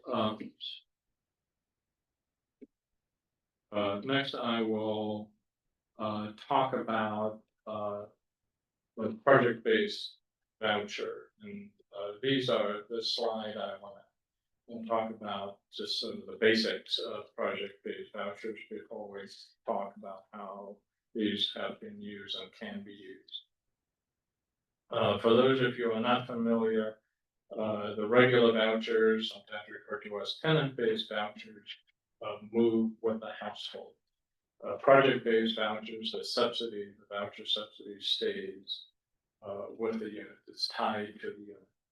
The housing authorities can project-base up to 30% of their regular vouchers. And I put regular in quotes here because this doesn't apply to TPVs. So we can project base up to 30%. 20% could just serve the general population that's eligible. And if you go over that 20%, the 10% would be for permanent supportive housing services, enriched housing, senior housing, and so on, for specific populations. For the housing authority, because we have around 4,000 regular vouchers, That means 800 units just for regular project-based vouchers and 400 for projects where specific populations are targeted, like seniors and homeless households and so on. So we have an upper limit on those 4,000 and 1,200 vouchers. We started in 2024, beginning of 24, we had 0. So we are moving it from there. So when it comes to tenant protection vouchers, tenant protection vouchers don't have a cap on the percentage that can be project based. So the 112 TPVs that we are receiving from HUD for Heritage Park, our plan is to replace 100% of the units on site as subsidized housing in the future, and so we'll essentially be project basing 100% of the 112 vouchers that we got. So looking forward, given the number of public housing units that we have and that needs to be converted, if we all converted through this 90% blend, then that would add another 900 tenant protection vouchers, and then that means another 900 vouchers that can be project based. So there's a potential here for about 2,100 vouchers that can be project based if that is what we choose. A big advantage of project based vouchers is that the contract rent for the units can be up to 110% fair market rent, not small area fair market rents that we are now subject to on the tenant-based voucher side, which those fair market rents, those areas are essentially zip codes. So it's subsidized at a very high level. Project-based voucher awards are competitive through an RFP. And what is the current fair market FMR right now ballpark? Just to give people an idea of wasn't it like 1,200? So let's say the FMR for, and I'm going to picking off the top of my head, for a studio and 1 bedroom is around 1,500 to 1,600. The FMR or the general FMR, the small area, the complex, long, big. But anyway, so we have to make project-based vouchers through competitively, we must award them competitively through an RFP process. But something that may not be known is that we can also award them based on other competitive processes. For example, low-income housing tax credit competition. If it's competitive, then we can base our award simply on that without doing an RFP. What about demographics? Like the demographics, like the growing aging population. Does the number of vouchers that you have, do you divide it up based on the percentage or a percentage of number of aging population? I mean, so it doesn't seem like we have enough to accommodate. We don't have enough to accommodate, but it is important for us to be aware of where the need is and cater our program to the need. Right now, it's kind of catered to what are our relocation needs. Mm-hmm. But so the next bullet here is that housing units under ownership or control of the housing authority can be awarded non-competitive. So we don't have to, like in the past, and this was HOTMA, as a HOTMA change that has been implemented, that housing authority no longer have to issue an RFP, submit a proposal, and that be scored by outside entities in order to get an award. We can simply allocate that, which is a huge benefit to us. In some cases, at least in one case, there's a potential partnership where we've been requested to become part of the, have an equity interest and a part of an ownership interest, and have vouchers. And then in that situation, that entity won't have to compete for vouchers. We can simply award it because we become part of ownership. So some housing authorities, the ones that have done this a long time, they get into lots of those relationships with developers, nonprofit or otherwise, and expand their reach. So those are, that's the kind of the basics that I thought would be good to know. Any questions on those before I move on? Well, you may, well, I think you probably gonna address in the next slide. Okay.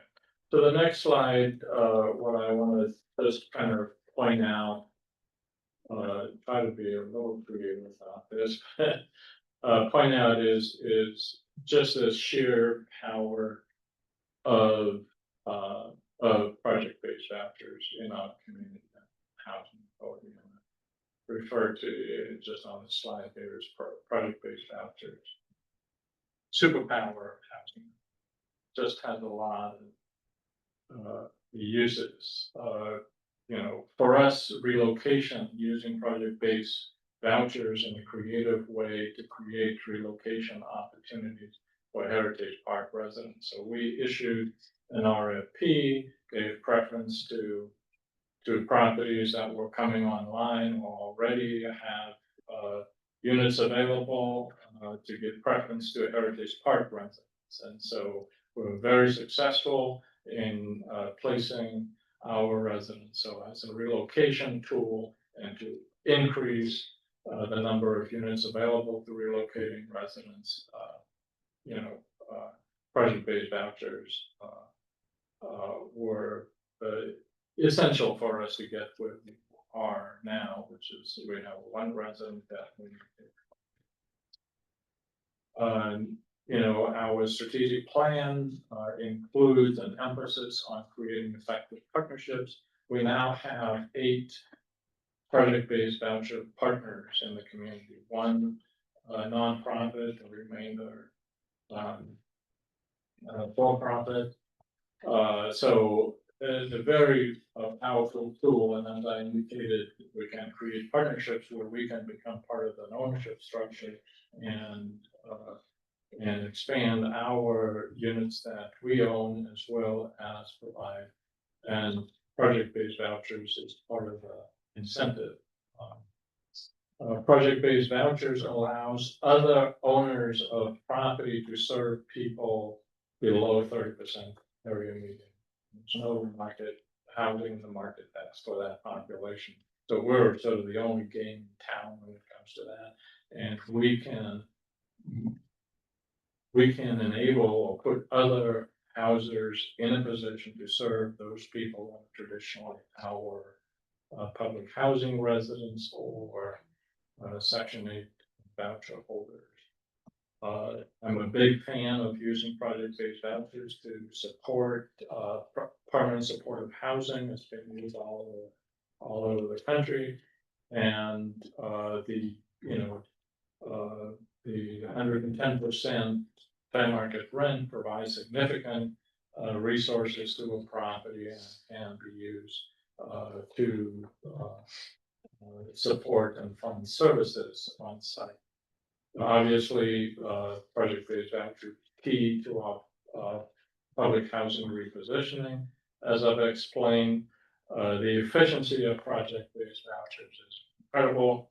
You know, typically, if you're a tenant-based voucher holder, you got to go find a landlord, and it's one by one kind of project process that you go through, and that's effective.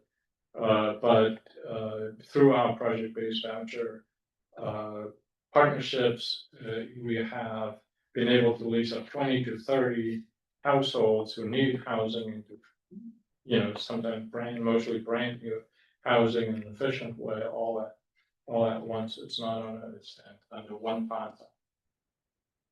Project-based vouchers is useful in leveraging knowledge or leveraging debt, and just sort of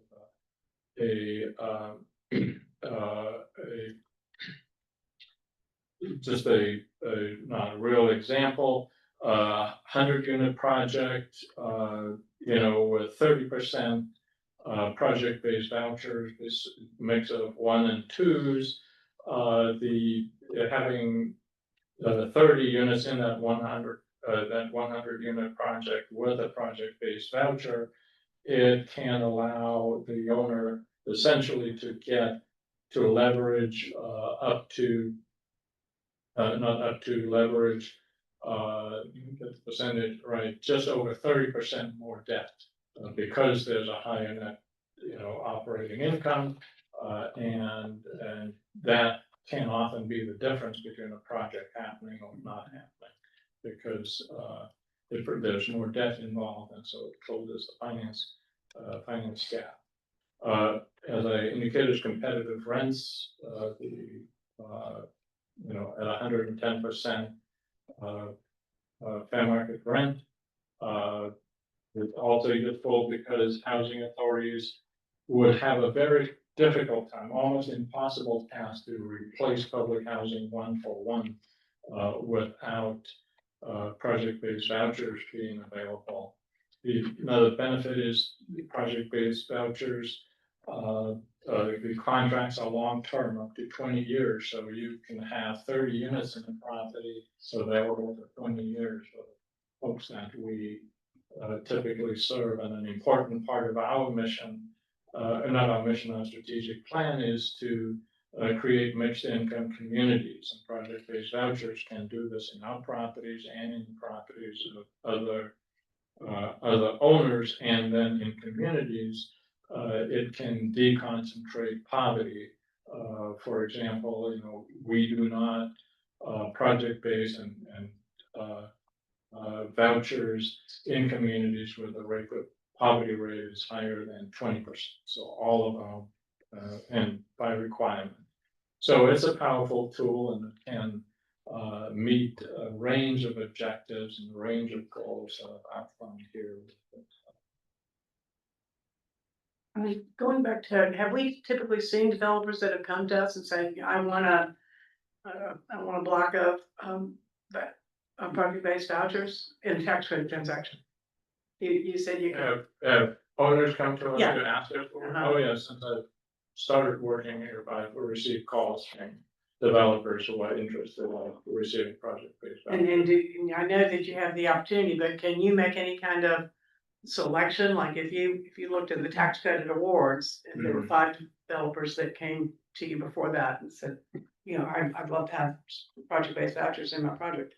Could you make a selection based on what we thought was the best project for our own? I mean, is there a? Yeah, I mean, I know we have developed yeah, policy. through the RFP, we set the criteria. Yeah. So for example, you know, in the first RFP, we made, you know, the almost immediate availability of those units for our relocating residents a high scoring criteria.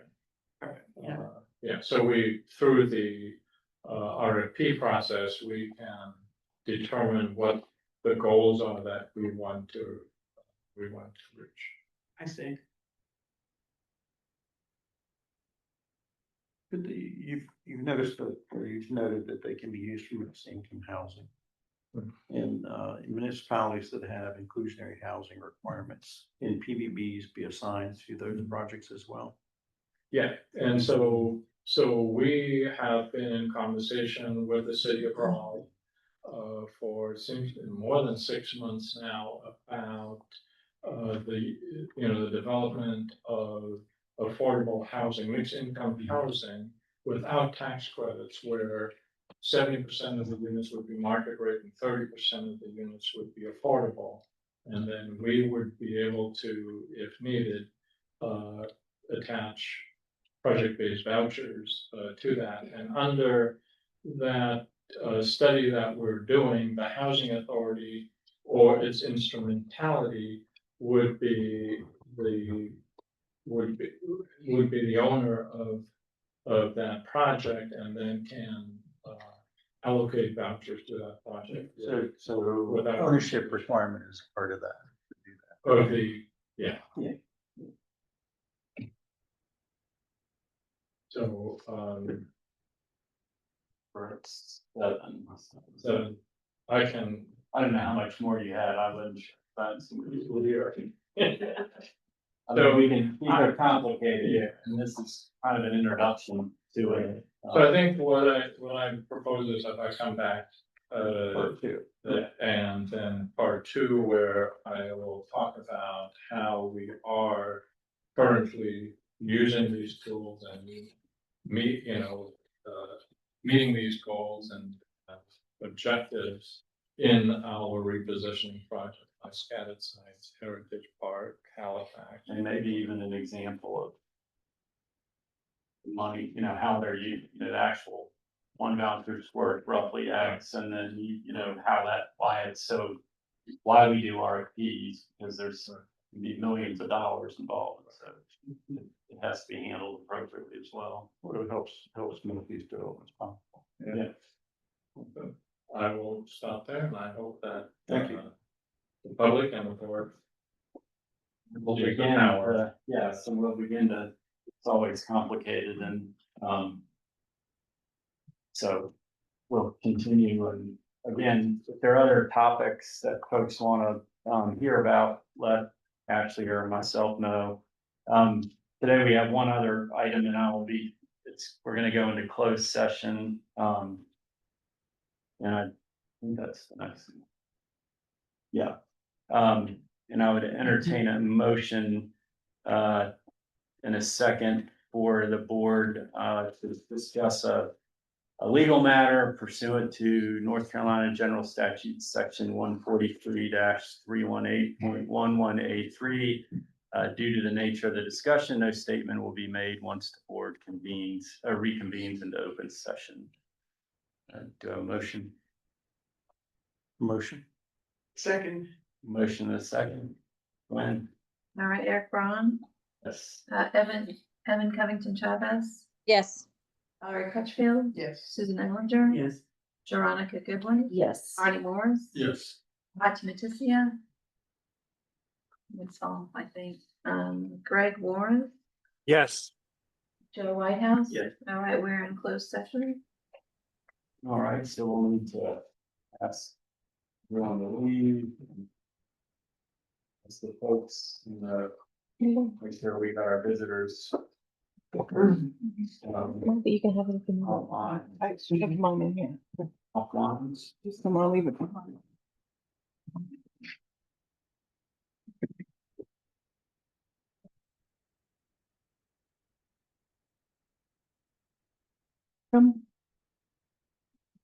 Everybody's off.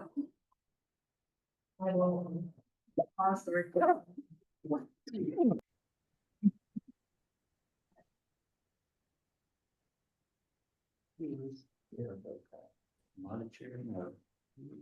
Great. Is Greg? Greg, Greg, are you still on? no, he's not. Joe? I just know what chair, whatever, Yep. co-chair, president. All right, don't screw this up, Joe. So I have to say that whole statement you said about the Consent agenda. consent agenda? Yeah, you have it? Okay. No, I don't. Oh, here you go. Here you go. All right. Welcome you.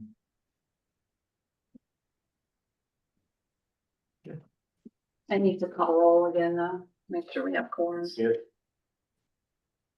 All right, yeah. Mhm. Okay. This is the opening of the Oak City Affordable Communities Committee. And I would ask for a roll call. All right. Gwen? Eric Braun, Yes. Evan Covington Chavez. Yes. Valerie Crutchfield, Yes. Susan Ellinger. Yes. Veronica Goodwin. Yes. Artie Morris. Yes. Patti Matisia is not on. Greg Warren is not on, and Joe Whitehouse. Yes. We have a quorum. First item on the agenda is the consent agenda. All items on the consent agenda are considered to be routine and may be enacted by one motion and a second. If a commissioner requests that an item be removed from the consent agenda, it will be done and considered as a separate item. The vote will be a roll call vote. These are item one are minutes for March 27th regular meeting and the March 31st, 2025 regular meeting. Do I have a motion? So moved. And a second? Yes, sorry. ahead. Okay, Eric Braun, Yes. Evan Covington Chavez, Yes. Valerie Crutchfield, Yes. Susan Ellinger, Yes. Veronica Goodwin. Yes. Arnie Morris. Yeah. Joe Whitehouse. Yes. The consent agenda has been adopted. Next item on new business is resolution number 4 and staff will lead us through. All right, so Oak City Affordable Communities operates 4 affordable housing communities, including Terrace Park. Communities and schools of Wake County assist students in affordable housing be successful in school and in other areas of life. CIS Wake has established on-site learning centers in other affordable communities that greatly benefit their residents. OCAC is seeking to convert the existing community space at Terrace Park to a CIS Wake Learning Center. Terrace Park has been determined to be an optimal site based on the community demographic, ages and number of children, and relevant programming at nearby Wake County schools. The center will be operated by CIS Wake staff and volunteers and open to all students within OCAC's portfolio. Programming will include after-school educational assistance as well as other outreach activities like book bag drives. Records, service reports, calendars, and other information will be provided periodically throughout the lease term. The proposed lease has been provided to the board and reviewed by legal counsel. I can answer questions and would recommend approval. Are there any questions? And if not, is there a motion? So moved. And a second? Glenn? Second. Eric Braun, Yes. Evan Covington Chavez, Yes. Ray Crutchfield, Yes. Susan Ellinger, Yes. Veronica Goodwin. Yes. Arnie Morris. Yes. Joe Whitehouse. Yes. Resolution number 4 has been adopted. With the business for Oak City Affordable Communities, do I have a motion to adjourn? Motion to adjourn. A second? Second. All in favor? Thank you. Oh, did I? So we went from a short meeting last meeting to a long meeting. Middle of